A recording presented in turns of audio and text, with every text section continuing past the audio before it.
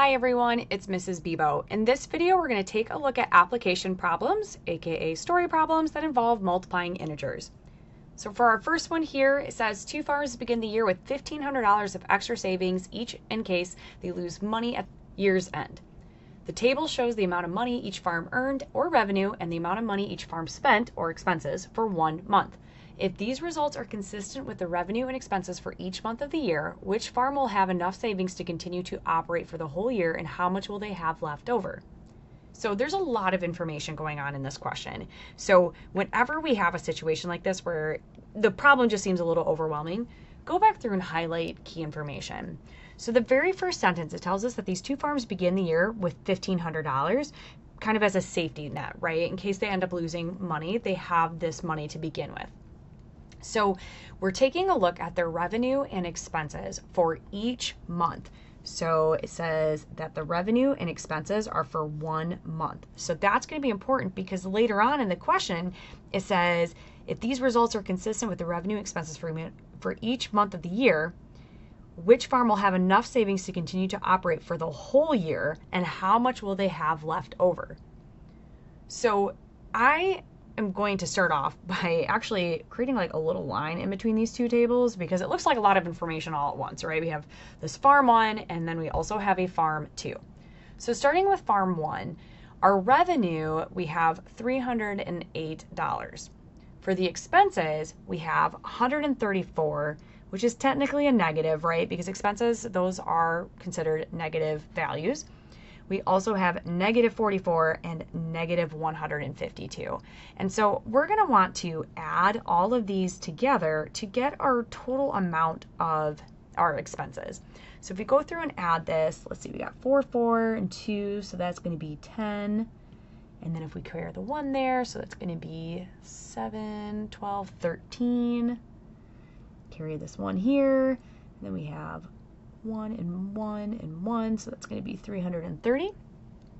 So we'll have $330 in expenses, so that's going to be a negative.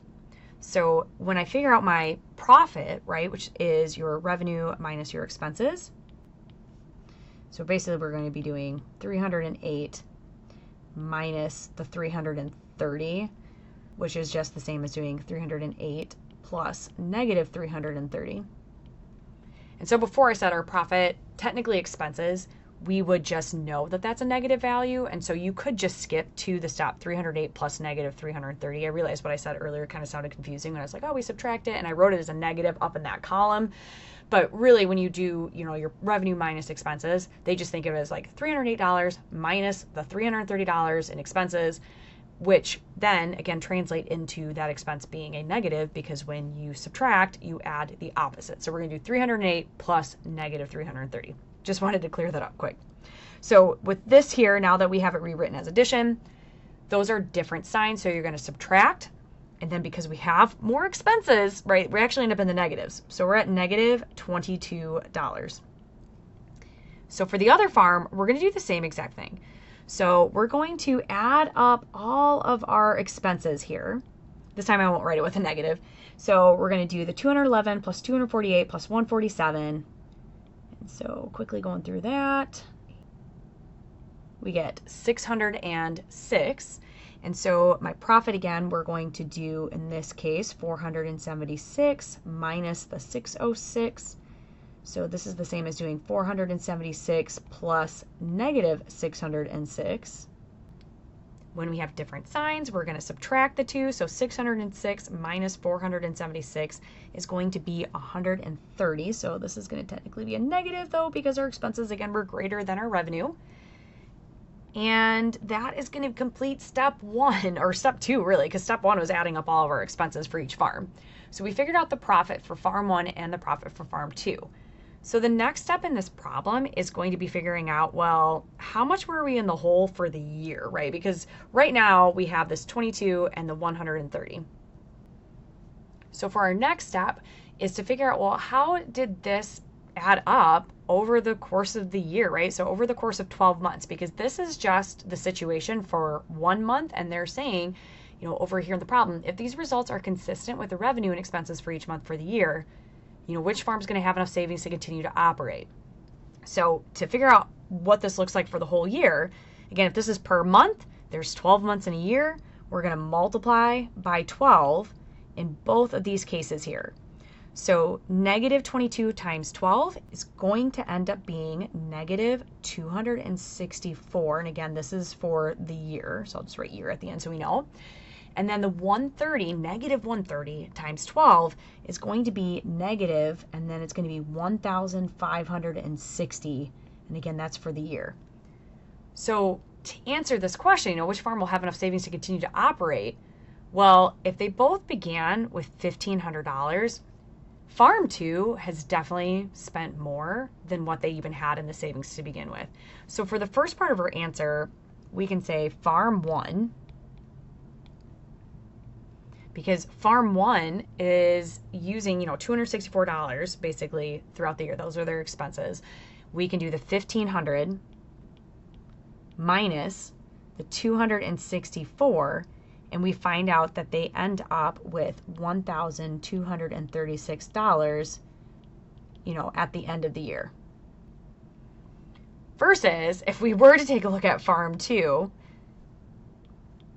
so versus Farm 2, where if we do the $1,500 minus their $1,560, right, they're actually in the hole $60 at the end of the year, and so they technically wouldn't be able to continue operating according to this question. So final answer is going to be Farm 1. So to recap, basically just highlight those keywords throughout the story problem and then just take it again step by step. Let's take a look at another story problem. So during the winter, Maggie runs a hot cocoa stand at City Hall. She will run her business for 12 weeks. The table shows the expenses and revenue after 1 week. How much will Maggie earn if the revenue and expenses for the first week are representative of her revenue and expenses for 12 weeks? So kind of a similar situation, except we're only doing this for one person out, just Maggie's situation. We don't have to worry about doing this for multiple people, just Maggie. So we're going to start off the same way as the last problem. We're going to figure out her profit. So the revenue, we see that we have this $39 here. And then for the expenses, we're just going to go ahead and add up these values here. So 12 plus 3 plus 6. So that's going to end up being $21. So our profit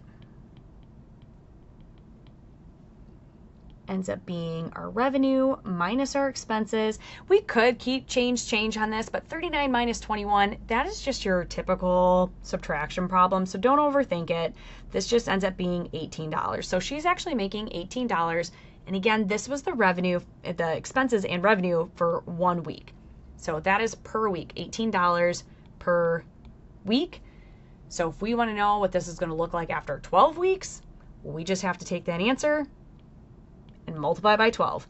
So 18 times 12 ends up being $216. So Maggie's going to earn $216 over the course of 12 weeks. So that's it for this video. Hopefully all the videos in this series helped you with multiplying integers. And as always, thanks for watching.